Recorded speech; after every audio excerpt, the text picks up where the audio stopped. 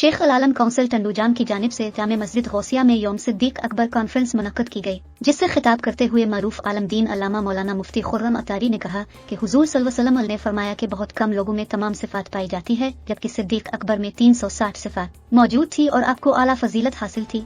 उन्होंने कहा कि आला हजरत अलैहि अलरहमा फतह रिजविया में इरशाद फरमाते हैं कि औलियाए किराम का इत्तेफाकी तौर पर कहना है कि पूरी कायनात में पीर कामिल सरकार अलैहि अस्सलाम है और मुरीद कामिल सिद्दीक अकबर रजी अल्लाह अन्हु है। बाज नादान किस्म के लोग कम इल्मी की वजह से ऐसी बातें करते दिखाई देते हैं कि सहाबा किराम अलैहिम रिजवान का खानदान अहल बैत से अच्छे ताल्लुकात नहीं थे, जबकि तारीख और किताबें ऐसे वाकयात से भरी पड़ी है कि सहाबा किराम अलैहिम रिजवान खानदान अहल बैत के हर फर्द से बेपनाही मोहब्बत रखते थे। यहाँ तक कि सिद्दीक अकबर रजी अल्लाह अन्हु की अहल बैत से आला दर्जे की मोहब्बत थी। खानदान सिद्दीक अकबर और खानदान अहल बैत के कई अफराद के नाम मोहब्बत ही की बिना पर एक जैसे रखे गए थे। ये मोहब्बत की आला दलील थी। उन्होंने कहा कि हर शख्स को चाहे कि वो सिद्दीक अकबर के नक्श कदम पर चलते हुए अपनी जिंदगी बशर करें। उन्होंने कहा कि हर शख्स अपनी जिंदगी को आसान बनाना चाहता है तो रोजाना 50 मरतबा दरूद शरीफ पढ़े।